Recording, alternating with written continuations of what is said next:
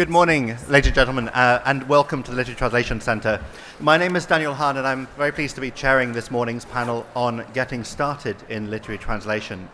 The four of us are going to be chatting for a bit about their experiences and about their suggestions for people who want to get started, but we are, of course, as we always do in this session at the fair, going to leave plenty of time for you to ask questions so that we can steer the conversation a bit to the things that you particularly want to know.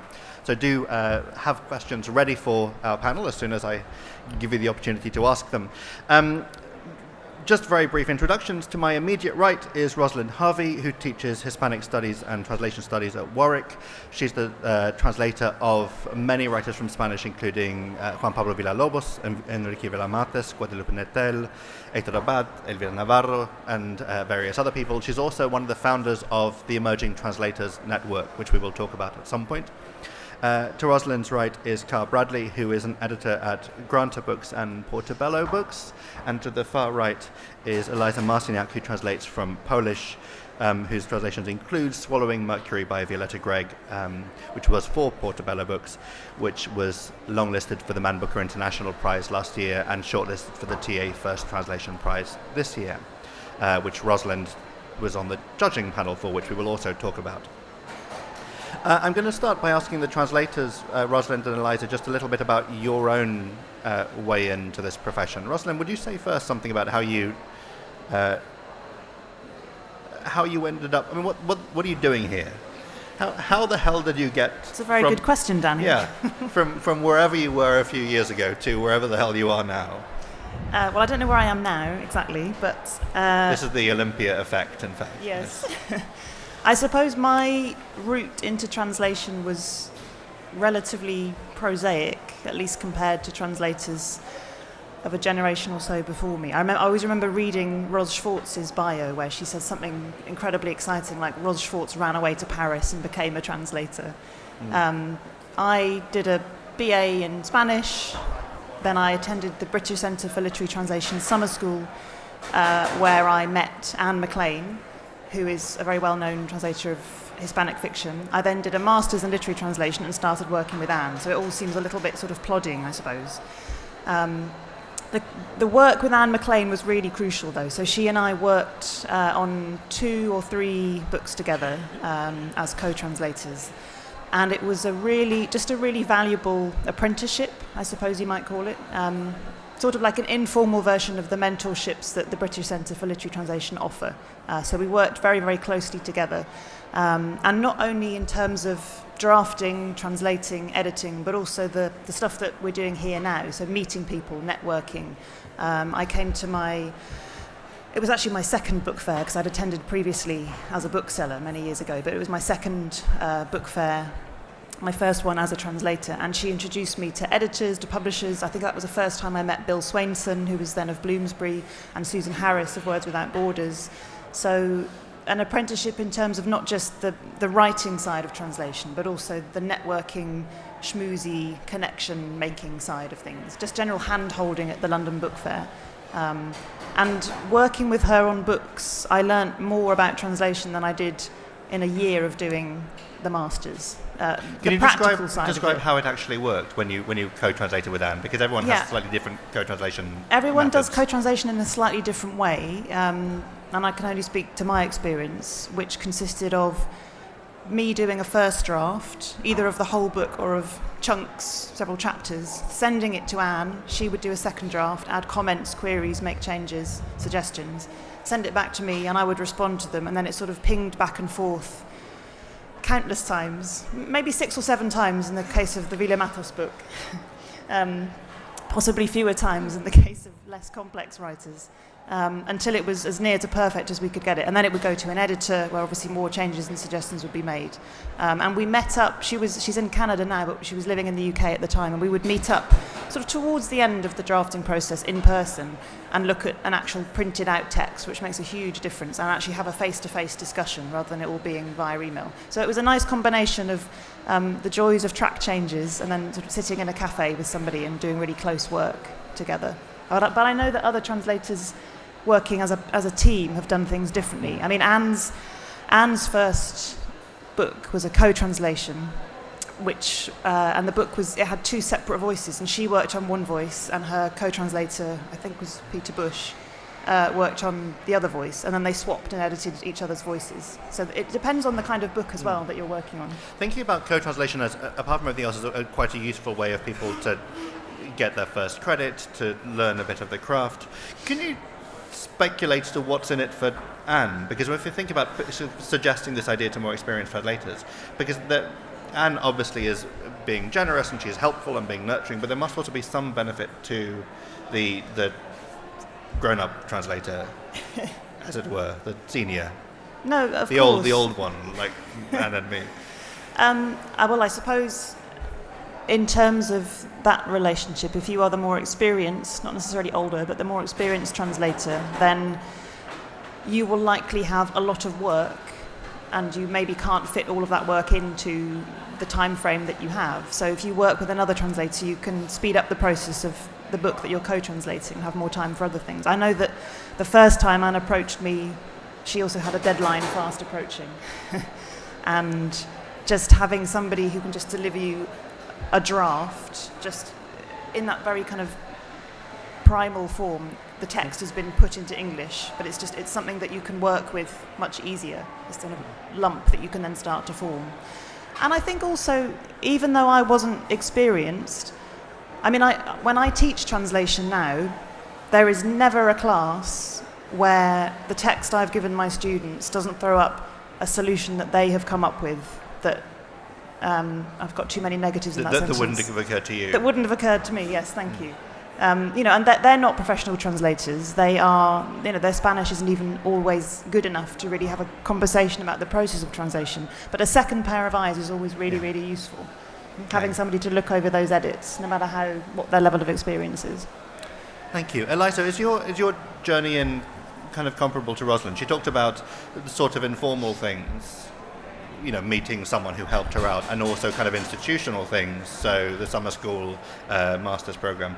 Was your way in similar to this?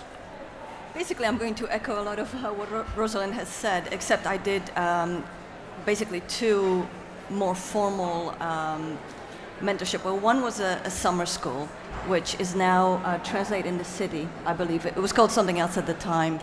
But it was when I decided, I've been interested in translation for many, many years, but it's not my first profession. I came to it quite late.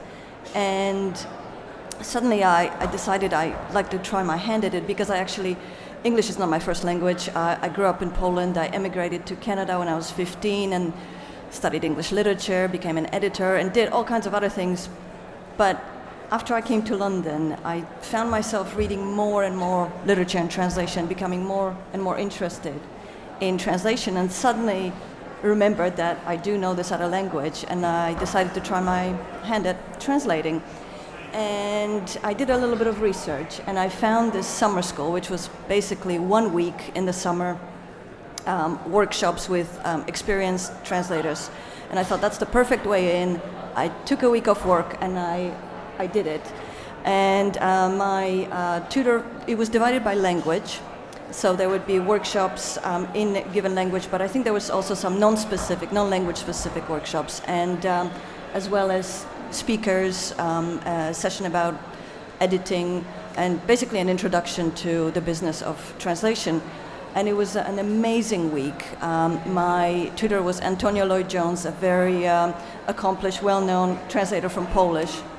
And over the course of that week, we sat in a room translating bits of all kinds of different texts as a group, with kind of our emerging translation appearing on screen, and doing a little bit of preparation for the next day. And it was an amazing, amazing week. And I had never, ever done any kind of translation before. So it was a real eye-opener. And I decided, okay, I want to pursue this further. And I did a bit more research, and I found out about emerging translators mentorships, which is now run by Writer Center in Norwich, which essentially involves an emerging translator, beginning translator, working intensely with an experienced translator for half a year.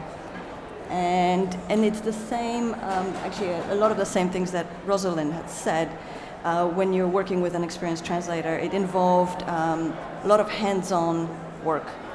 And in my case, I knew I had a project in mind that I wanted to pitch to publishers eventually, if things went well.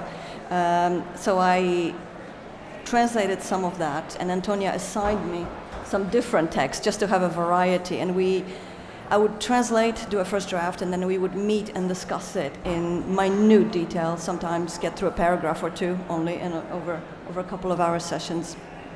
And the mentorship also involved a lot of other events. Again, introduction, London Book Fair was a key part of it, being introduced to people, to publishers.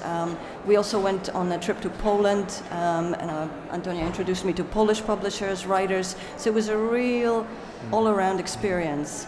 And at the end of that, I had a full book report to pitch to publishers, some excerpts from different things, and I was, what Rosalind had said about experienced translators being very busy, I was getting some requests that Antonia couldn't handle for doing a little sample for somebody, for the Polish Book Institute, for different publishers, of things they were trying to pitch to English language publishers, and that's how it really all started.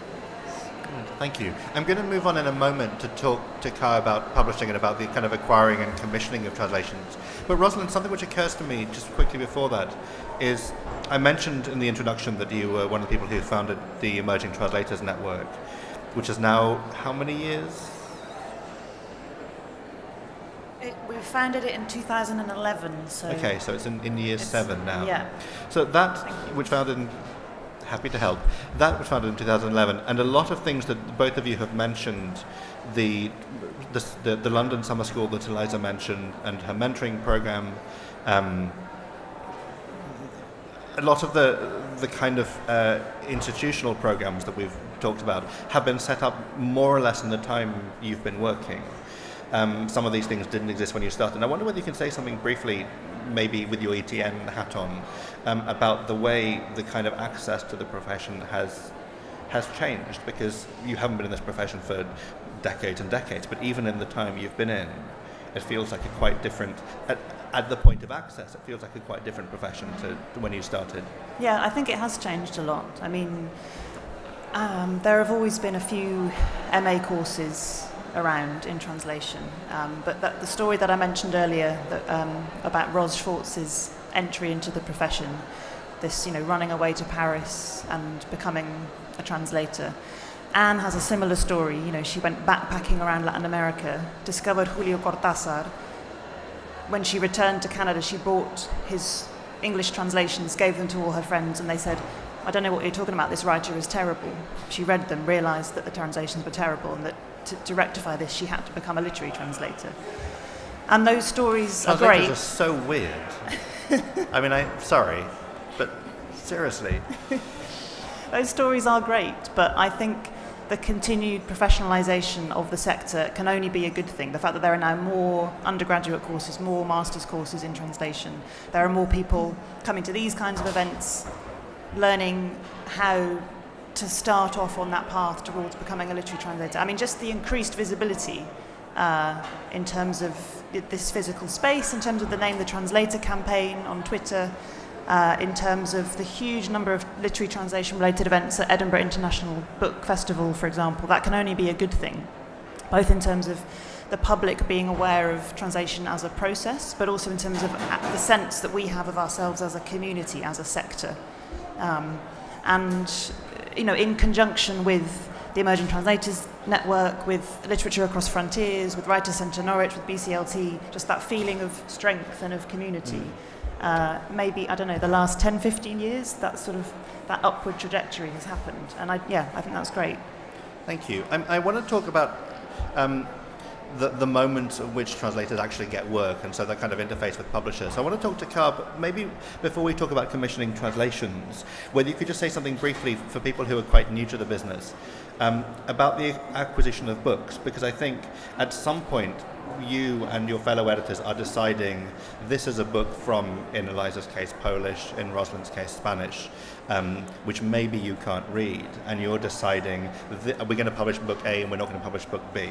So can you say something about how you find those books and how you make those decisions, which publishing kind of feels a bit like one of the dark arts from the outside, or also from the inside, it must be said, but particularly from the outside, it's really hard to get purchase on that. I mean, it's definitely a dark art from the inside as well. It's got a full wizard hat. As Dan was saying, we are actually very, very reliant on translators, readers, and the translation community, because even an editor who speaks one language fluently isn't going to speak every language fluently. If they're working on a translated fiction list, they're going to want quite a broad remit. So I'll take the example of Swallowing Mercury, which Eliza translated for us. That came from a literary agent with a very strong recommendation. It already had a sample chapter translated, so we had some idea of how it would read in English, even though the sample chapter was not by Eliza, so not the translation that we would eventually use. It also had a full summary of the book. So that's sort of where we start. So we have an idea of what the book is going to be about, so we have an idea of how it would fit on our list, whether it's going to be relevant to and necessary for a British readership to read, and we also have an idea of how the prose will read. What Portobello Books normally do is we then send the original language manuscript out to one of our readers. So we have a kind of network of readers of different languages who provide reports for us, which they can range from full summaries of the book, they can range to more sample translations, so we have a better idea of how the language is going to flow, analyses of whether they think it will work in the market, because translators are experts in these kinds of things. We will commission as many of those as we think we need before we can make a decision on whether a book will work for us. And it's also not a matter of whether a book will work in a market, it's also a matter of whether it will work for the list. Is it exciting? Is it new? Is it a necessary voice? These are the kind of things we need to know. Once we have all those reports, we circulate them with all of our colleagues. So an editor can be deeply, deeply in love with a book, and their editorial colleagues can be deeply in love with the book. But if you take it to sales and marketing and publicity, and they say, can't really do anything with this, there's not a lot you can do. It's heartbreaking. It does sometimes happen. Translated fiction is also very reliant in the UK on translation grant funding. Because it's more of a risk to publish translated fiction in the UK, because the British readership doesn't read that much translated fiction in comparison to European counterparts, and because we will be paying in advance to the author as well as a fee to the translator, we often seek translation funding from funding bodies. So that's also something we take into consideration. Thank you. At the point at which you make the decision then, you've decided, you've persuaded the people in-house, you think you know where the funding is going to come from. You then have to make a decision about who's going to translate this. And could you say something about, I presume that one thing that happens is you will sometimes get different samples done by different people. But can you say something about how you, first of all, how you find the people to possibly to translate, the kind of potential translators to choose from, but also what you're then looking for? So the interesting thing about the mentorships that we've been talking about is that very often there is a translator that an editor has in mind, or just a translator who's very well known for translating from a particular language, who is just too busy, or maybe they aren't perfectly suited to the book. It's always very useful for us to say, do you have any recommendations? Do you have any new, interesting translators that you're working with? Can you think of anyone who would work for this book? That's a really useful way for us to find new works, new translation, new voices. That's how we found Eliza, through Antonio Lloyd-Jones. We also, increasingly, the visibility of translators on Twitter and the increasing visibility of just forums like this are a really good way for us to find new translators, or translators we think might be good to work with. We do sometimes commission translators from our network of readers. So if someone's been reading for us and they know our list very well, and they are providing a series of very good samples, they've been providing a lot of good analyses, there's a chance they'll probably work really well as a translator for us. We sometimes do something that is slightly grotesquely called a beauty parade, where we have a series of translated samples, which we, at Portobello, I don't know if they do this everywhere, but at Portobello we render them anonymous, so that we can read all the samples without knowing who the translator is, purely so we can then judge the sample purely on merit and fit for the book. But purely on merit, this is like the second part of my question. What are you then looking for? But you then have 3 samples of this thing, and you have some idea of what you want it to sound like, presumably. Yeah. But again, that is based on a book that is in Polish and you can't read. So do you have a sense of, is it just you know it when you see it? It is, yeah, it's a sort of like an alchemical reaction where you, if you read a sample and you can imagine yourself reading a full-length book in this voice, and it's going to work. There's definitely an element of comparing the voice to the report and whether the voice is going to be right for the book, which means that translators that you've worked with multiple times sometimes become not quite right for a particular book. That does sometimes happen. But yeah, I can't say there's any particular scientific process. It's very much from the heart. But it's an interesting question because you sort of know what you're looking for, but it's based on not being able to read this other thing. But as you said, if the reader's report says you must buy this book because it's hysterically funny, and you get some sample from this Rosalind Harvey person which is beautiful and elegant but doesn't appear to have any jokes in it, you know that it may be a very good translation of a whole other thing, that you have a sense that you're looking for this slightly elusive, hard to describe thing that one translator might just get their, put their finger on. Yes, exactly. And in fact, we recently had a sample translation for a book that had been translated in 2 very different ways. One was very lyrical, very florid, very beautiful, and the other one was in very short, sharp sentences. And we were quite surprised that there was that difference in voice. Sometimes the decision there will be what the editor feels that they are better at working with and what they think how they can help shape the book with the translator. But again, it's that mysterious, where's the connection, wherever it comes from. Well, Eliza, I want to ask you and Rosalind both about the work with the editor, about that particular connection. And I wonder, Eliza, if you can say something about your first experience being edited, working closely. So this book Carl worked on it and Max Porter worked on it, also editor at Grant and Portobello. Can you say something about your experience then of the actual editorial process? So the first time you deliver this piece of work, and then presumably other people meanly rip it apart and scribble things on it. It's really interesting for me, I guess, because I'm also an editor, somewhat different kind, but so the whole editorial process and the whole publishing process I'm very, very familiar with. But suddenly it was really interesting to be on the other side and to have text I have worked on, obviously not the original, but my translation, being looked at by somebody else. But it was also really comforting. And I guess the thing to start with, I guess, because I did a sample, and that was the sample that I was chosen based on that. And I put everything I had into that sample because I really wanted to do the book. But that was sort of the first level. I thought, okay, well, if they like that, then as long as I work along the same lines and deliver kind of a consistent translation, then that I should be fine. This was my first full-length translation, so I was a bit trepidatious of the whole thing. And the book is very poetic, and even though it's short, it's quite complex. But after that first chapter, I said, is there anything you want me to do differently? Is there anything you dislike? And that was kind of the beginning of the editorial relationship. And there was very little feedback at that point, which is great, so I thought, okay, I'll just get on with it. But along the way, there was a point where I was asked to submit 3 chapters, and that's obviously from the publisher's point of view. They want to know that, it's coming along in the way that they would expect.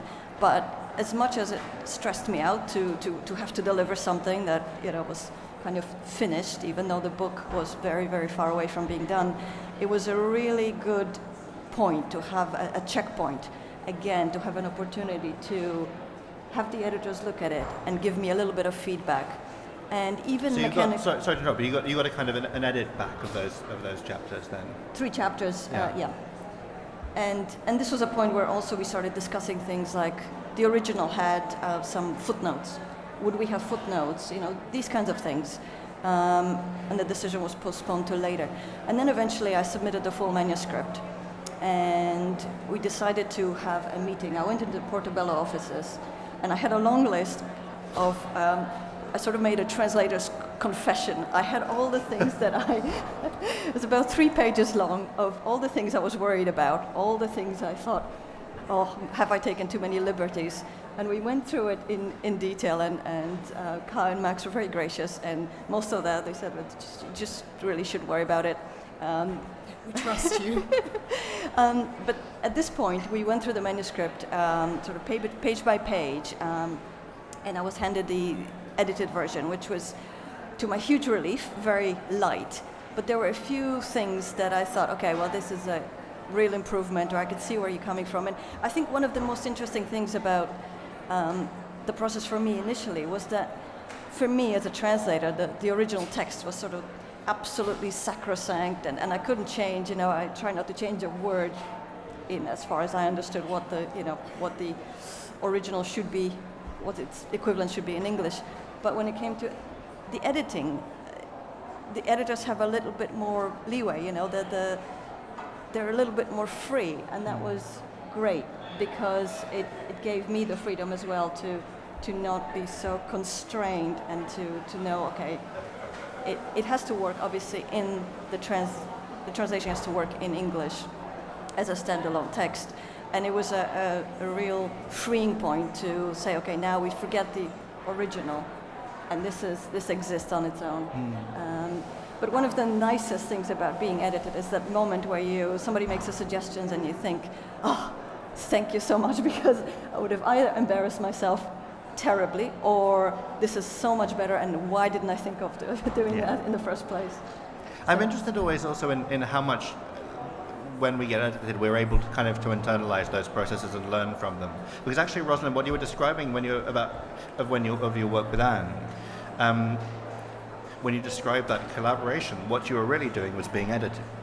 And I wonder whether you feel like the way you translate has changed, the way you translate has improved, actually from that editorial process, from having someone saying, repeatedly, you may want to think about this, you may not want to do that, and whether actually one of the ways you learn is from being read and from being edited. Yeah, no, absolutely. And I mean, one of the things I remember most clearly from working with Anne is her getting rid of lots of my that's.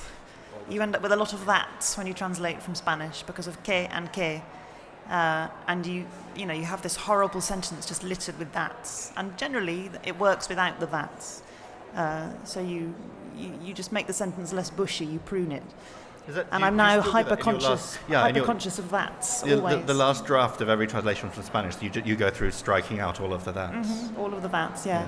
And I like the fact that Eliza used the word comforting about being edited, because there is something incredibly comforting about knowing that this. 99 times out of 100, they are a good editor. I've never had a really bad experience with an editor, but having somebody else who is experienced and skilled going over your work.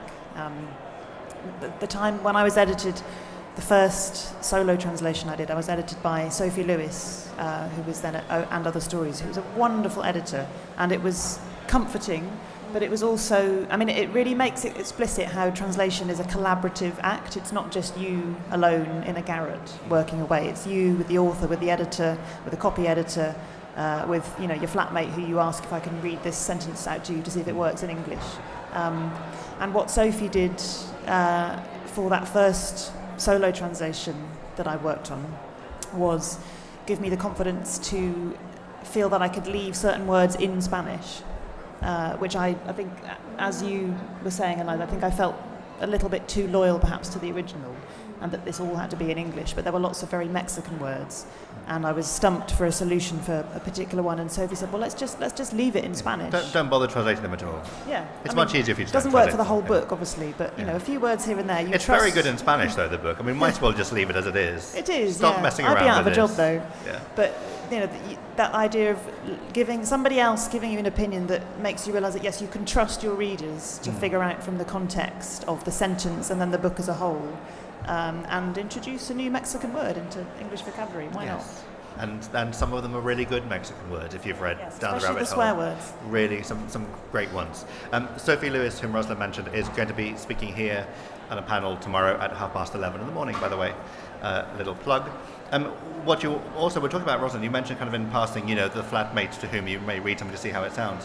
One of the things that also is worth thinking about is kind of networks of friends, networks of fellow translators, because actually just reading each other's work, one of the things you get from summer schools, one of the things you get from a lot of these programs is a kind of network of people with whom you can share your work and try your work out. Well, we're talking about editing just briefly. Carl, would you say something about whether, from your point of view, the challenges are different when you're working with a translator who has some, a sort of shadowy writer behind them somewhere, or whether you're working with an author directly, whether there are different, whether your approach has to be a bit different. But the translator is in a peculiar position as well. So, when Eliza was describing her bringing us the translator's confession with 3 pages of things she wanted to check, that was quite unusual.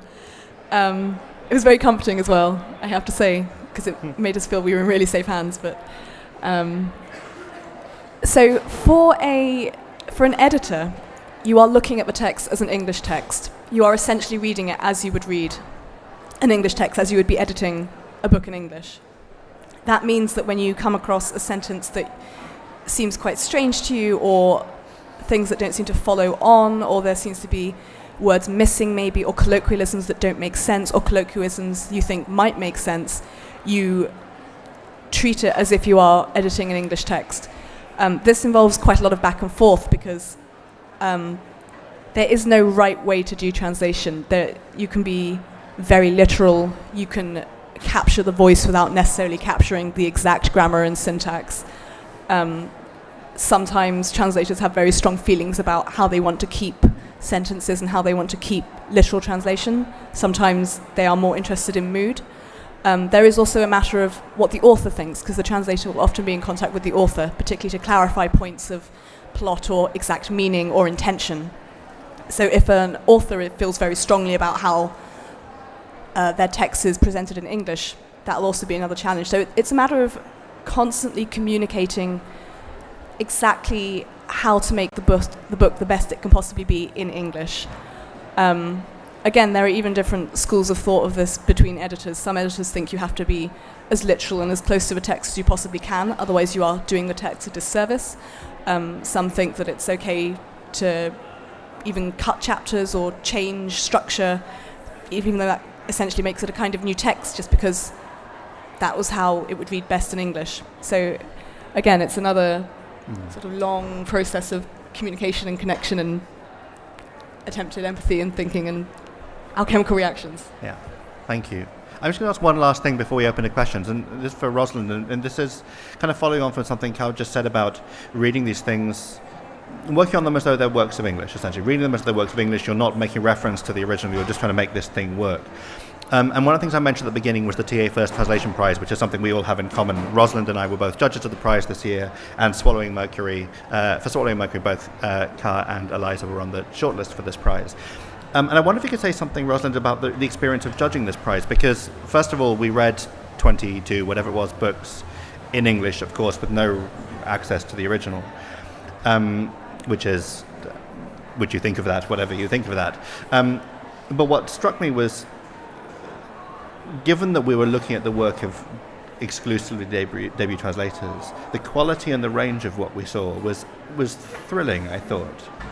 It's terrifying. And also alarming, and we're all retiring now. We're going to buy our yachts with the huge amount of money we're making, we're going to retire, and you can do it now. The range was incredible, not just in terms of the diversity of books. I mean, on the shortlist we had a graphic novel, we had a sort of semi-sci-fi book set in an unnamed Arabic-speaking city. It was amazing, but the voices as well, the voices that were on display were incredible, and it was very hard to believe in many cases that these were debut translations. But I mean, part of the reason the prize is so important is that it recognises that the role of the editor as well in that process, and coming back to that idea of translation being collaborative. And although we were reading the books in translation, and I think amongst the 3 of us judges we had maybe 5 or 6 languages. I don't think any of us had Arabic or Polish or Chinese. There is, I mean, at the start of the judging meeting we had a discussion about what is it we're looking for and how can we say that what we're looking for is justifiable. Because to be clear, the author doesn't get anything.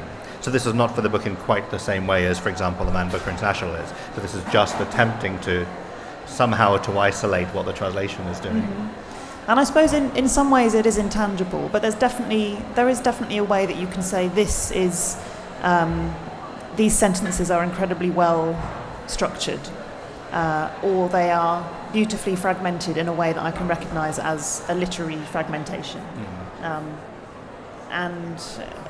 Yes, I don't know. I mean, I suppose maybe it's as hard to articulate as what you're saying, Car, about the process of picking the perfect translation for your publishing house from a beauty parade. But I think there is something that we can do as readers to recognise what the translator and the editor has done.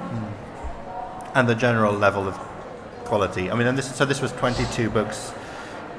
I think it was 22, each of which was a kind of complete, book-length debut for someone in this market ever, with a very wide range of languages. So it was very heartening, I thought. And also I think not necessarily with all of them, but certainly with I would imagine with the Thai book that was on the shortlist, there's evidence there of the work that the translator does, which is not just putting a text into English, but is also acting as an intercultural mediator, so bringing to the editor's attention work that they might not otherwise be aware of. So this happens quite actively in some cases, but also things like Carl mentioned, getting reading for publishers and being involved in that kind of acquisition stage. We mentioned reading for publishers, the Emerging Translators Network, 2 summer schools, master's programs, co-translation, mentorships, and various other opportunities. I think we should pause and allow all of you lovely people to do some work, frankly. So does anyone have any? That was very quick. If you just hang on just a second, Eileen, for the microphone. Is there a roving mic somewhere? Would you mind? Yeah, thanks. Here in the second row. Thanks. Me here. Thanks very much. Great to hear about the BCLT. It was a wonderful program, BCLT. I have a question. I've had the great privilege of working with publishers and editors in translating books. I've had 3 or 4. I'm still considered a beginning translator, but I often get queries from authors. They would like to have their book translated. It's an exciting project, but then they say, oh, but I self-publish. How do you react to that as a beginning translator? Because we all want to do work. What's your answer? I would say that self-publication in another language or even in English is not really an issue because you're looking at the quality of the work rather than looking at how it's been published. I think it's a real mistake to be snobbish about how people publish. If a translator comes with an interesting project, the book seems exciting, the sample translation is very good, it would work on the list, it really doesn't matter how it was published before. It's also worth saying that there was this kind of snobbery not that long ago, but there are, first of all, it's changed in the English-speaking world, but also there are lots of reasons in other parts of the world why a book may be published in a non-traditional way. And a book like the one that Rosalind mentioned, the Arabic language book that was on the shortlist for the debut prize, is the kind of book that you would expect. I mean, in some cases, we were reading things that never got a kind of proper publication in their original language because of their political stance or whatever, and in fact and really only had an international market, never had a domestic market. So there are often quite good reasons that may be political, cultural, economic. And even here in the English-speaking world, I think what we think of as independent publishing is so different now to what we assumed 20 years ago if you were, as it would then called, vanity publishers, because you couldn't get, if you like, a proper publishing deal, and it's just not like that anymore. I think it is also important that self-published works are considered in the same way as maybe unpublished works, because otherwise you get publishers being cultural gatekeepers in a quite old-fashioned way that doesn't really benefit literary translation in general. Right. Rosalind, you presumably get those emails from writers in Spain saying, please translate my novel so we can get it published. Yes, I've been approached many a time by self-published authors, but I think it's, as you were saying, or not self-published authors. I mean, not self-published authors, yes, but it's about the work. If the work works, then it's going to work. I don't think that the external paraphernalia necessarily can tell you that much. I mean, I suppose one thing to possibly be wary of is when you get the approaches asking you to translate and not being aware of any kind of payment issues around it. So asking you to translate, for the glory, for potential future benefits. So then a little bit of gentle education might be required to say, yes, I'm happy to do this. Here is a model contract from the Translators Association, for example. This is how much I charge. And often that means that some of those requests just evaporate. But I think if the work speaks to you, then that's what's important. So long as if you can transfer your feelings about that work to a publisher, then yes, it doesn't matter where it's come from necessarily. Thank you. Next question. Yes, one here in the front, and then we'll take one in the back.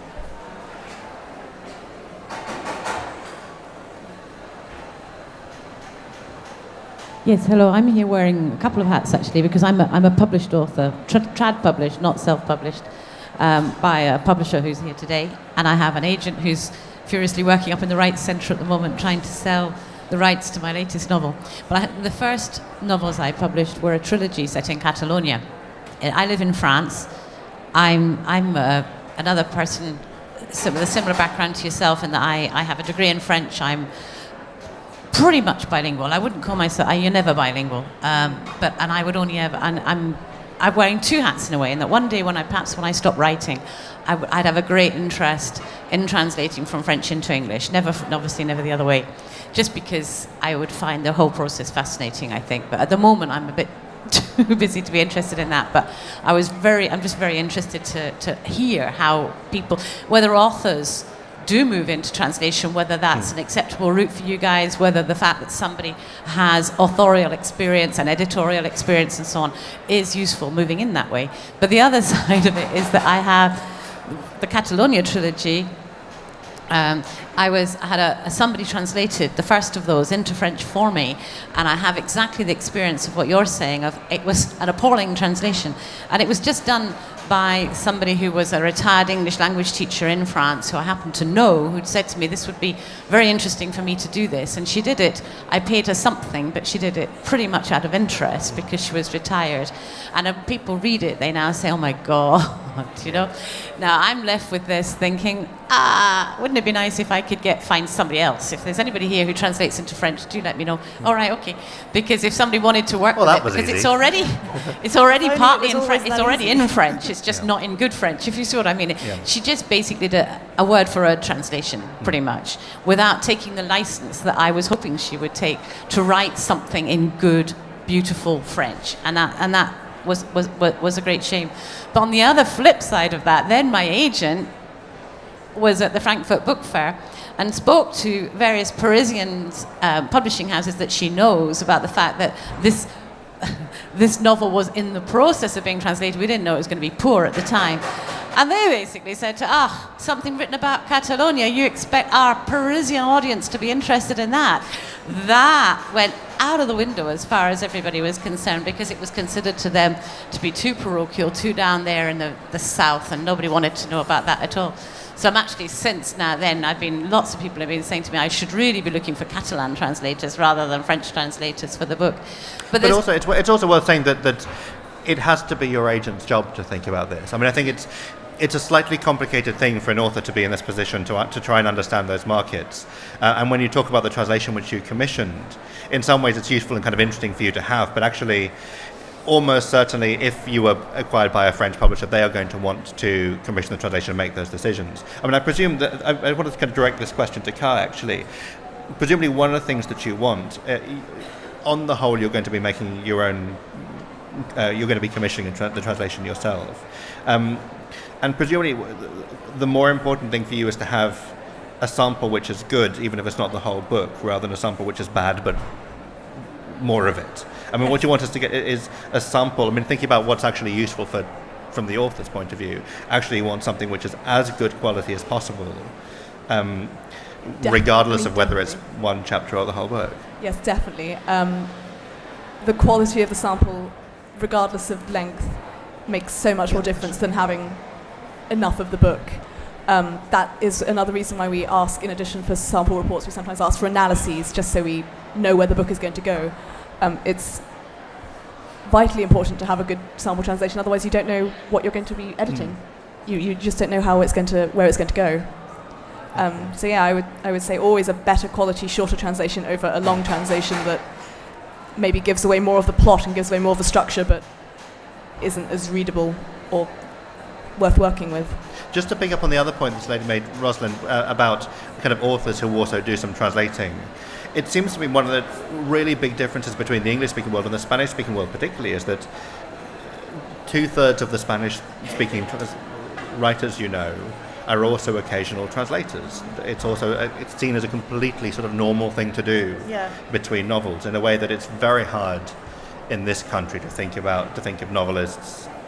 Maureen Freely is somewhere in the room, but there aren't that many others who are not just because they don't have the language, but because they see the value of translating as a part of how you develop your writing. Mm-hmm. And so people come into translation from that point of view as writers in Spain. I think translation is just often not, it's not seen as an entirely separate activity in many other cultures. And in this country, the fact that isn't so much the case it does have a lot to do with the fact that we just don't really value languages that much. There aren't that many novelists who speak as many languages as writers from other countries. In terms of a translator becoming an author or vice versa, I think from my perspective and from a lot of my colleagues' perspective, I think being a translator can work as a really valuable sort of traineeship for becoming a writer. The processes are very different, but just that process of putting a certain number of words down every day, of being edited, of grappling with language, can be a good learning process if you wanted to then move into writing. Interestingly, I remember speaking to a Chilean novelist at the Edinburgh International Book Festival several years ago who also translated from English, and he said, when I write, I can write for 8-9 hours a day and I find it really energizing. When I translate, it's 4 hours tops and then I have to watch crap telly because I find it so exhausting. I don't know if that's the case with all writers, but I think they're mentally quite different processes. Not necessarily that translating is less intellectually demanding, but perhaps it's more, more tiring in some ways. Thank you. Microphone at the back. Hello. And then we'll come. Hello. Thank you for all your advice today. I'm a Chinese to English translator, and I work alongside a friend of mine, also Chinese to English translator, and then we have a third member of the team who's a Chinese national and kind of acts as our researcher and ensures, I guess, that we're understanding the language authentically and the tone. I'll be bold enough to say we've managed to translate some books relatively successfully with that, but then when approaching publishers, or even when publishers approach us, they seem unwilling to or loath to accept like this three-pronged system. And I was wondering if any of you, if there's maybe a stigma or taboo against translators working together at all. Whether, or I don't know. Yeah. I don't think there's I hope there's not a stigma or taboo. I don't think there is. We're in trouble now if there is. No. I've published 2 or 3 co-translations, and I know most translators I know have worked on a book with at least one other person. I like the sound of your 3-pronged approach, though. That sounds interesting. When you pitch this stuff, do all your names appear on the pitch? It depends on if we're pitching or if we're being approached. If we're pitching, Right. then we always approach as all 3 members. If someone is being approached, then sometimes it's an individual member, and then we'll introduce the fact that there are 2 other members in the team. But we find it works quite well. Sneak them in quietly afterwards. Yeah, exactly. But how much? It presumably depends on what it is you're approaching with, because presumably you may not respond to a kind of approach from 3 people or 5 people or 8 people in the same way that you would to one. But if someone actually says, here is a piece of work which is brilliant, do you care, Car, how many people got it there? Is it problematic in any way? Honestly. Again, I don't think there is a stigma attached to co-translators, and I've definitely worked with co-translators before, but just thinking about from the purely dark arts of publishing point of view, there is a possibility that publishing houses are worried about how to split fees and royalties. and the difficulty of negotiating that with 3 or 4 or 5 people is something that is concerning them at the point of acquisition. The practicalities of it. The financial practicalities, yes. But it's something which also can be dealt with quite easily early on. I mean, I translated a book. This is a slightly odd example. Rosalind can possibly guess which example it is. But I was pitching a book to a publisher a few years ago, and she was sort of not quite sure about this. And I said slightly apologetically, by the way, the thing is there are going to be 5 of us translating it. And she went, oh, that sounds interesting.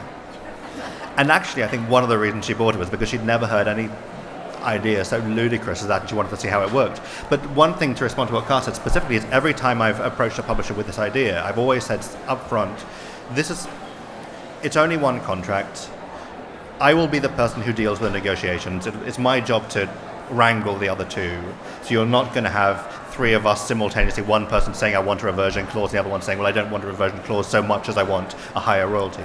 I'll be the one who does the negotiating.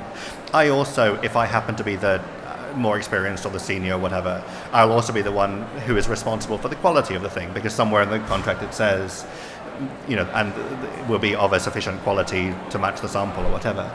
And so I will, or whoever it is, will be the person who takes responsibility for that, so you don't end up with a bit that's good and a bit that was done by the other person and someone else did a bit here and they haven't kind of been integrated. So the more you can articulate up front those things that Carl worried about to do with the practicalities, the royalty, all the money is, in the contract it'll say all the money comes to me and we will all agree it between us, or it'll be a third, or I will get the advance and they will get the delivery payment. I mean, the more that can be clear, so that the practical experience feels as much for the publisher they're working with one person. Send a set of proofs, we will collate our comments, agree our comments. I just did this a few weeks ago. 2 of us translating and the author, the 3 of us agreed our comments on the proofs. So you don't then have a publisher also worrying about getting, what if they then get 4 sets of proofs, some of which are going to have contradictory bits of information about them. All those things that can make the experience for the publisher feel as much like, A, they're dealing with one translator, and B, you've thought about these things from their point of view a little bit. And then it just has to be better than one person translating it. And then, I think that's... Yeah, we established an LLC, so we're kind of under one umbrella, so the problem of royalties, etc. is dealt with, that it only goes into one batch. But yeah, thank you for that advice, very helpful. Thanks. There was someone here, there, in the 3rd row, and then someone here in the front. We might take quite a few questions and then let people respond as much as they can, because there are lots of hands still up, so yes. Hi, yeah. So this is my first time at London Book Fair. I'm sure I'm not the only one. How should I be using my time here usefully? How best to use time at the book fair for a first timer. And then can we just move the mic? We'll take a few questions quickly. There's one here, and then did you have? And then. Hi, I'm Charlie Gobbett, a budding theatre translator, and I just want to pick up on something that Eliza said about her first approach was to feeling that she didn't have license, you needed to stick closely to the original, and that you felt liberated by the editing process because that allowed you to move away. Do you, in subsequent jobs, contracts that you've worked on, do you still have that approach? Do you wait for the editing process to give you permission to move away, or have you gained the confidence to do that in the first place? Thank you. We'll take a question from the lady here in the front row, and we'll take the 2 here in the front, and then we'll wrap up as many as we can in the answers. This was about the translator's confession, which I found very interesting. Point it towards you. Okay. There we go. Thank you. You were startled and then kind of relieved that everything was so good. My question is, I guess, is that not done because it's frowned upon normally, or is it something most translators don't think of? And how do you feel about that, sort of in theory? Thank you. And we have 2 questions here in the front, first row and the second row. Or vice versa. Mine's a very quick and prosaic question, picking up on something that Carr said about translation grants, and it is, who is responsible for getting those grants, applying for them? Is it the translator, is it the publisher, is it the author? Thank you. And the last question from the front. So very, very quickly, you touched upon how different the sample can have a taste, for example. So you as an individual translator, how do you try to convey maybe the author's voice in the original text, or do you more focus on your own voice? How do you deal with that? Thank you. Did you say that was going to be an easy question? Okay, thank you. That's good. 5 very good questions. So, Rosalind, the first one, using the book fair, how do people use their time? By being here, talking to as many people as possible. Are you a member of the Emerging Translators Network? Okay, talk to people who are in the network, who you might have only seen online. Specifically people who live near to you, so that you can do more of that real-world meeting up. If you see any publishers floating around, then talk to them. If you don't know if they're publishers, go and ask them anyway. I think it's just all about talking. And so long as you don't see networking as a horrible word, see it more as talking to people who share your interests about, you both have the same goal, bringing brilliant literature into English. So if you see it as that, just having a nice chat, then it becomes a little bit less terrifying. Maybe go to the stands that represent countries or cultural institutes from the languages you work from. Give out some business cards, or just scribble an email on a piece of paper if you don't have cards. Just moving around, talking to people, making those connections. And has the ETN drinks already happened? Was that last night? Okay, arrange more and do them. I would say the same thing. Move around, talk to people, meet people, make sure people know that you're there and you're interested.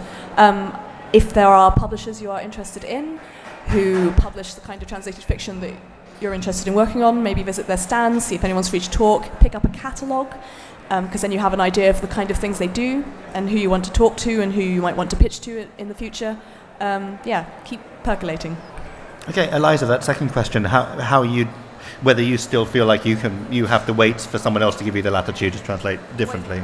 I think when I said it was close to the sort of original, it's not quite, it's not a literal translation, obviously. So it was after probably what I handed in to Kai and Max was probably after 9 different drafts where it kind of departed further and further.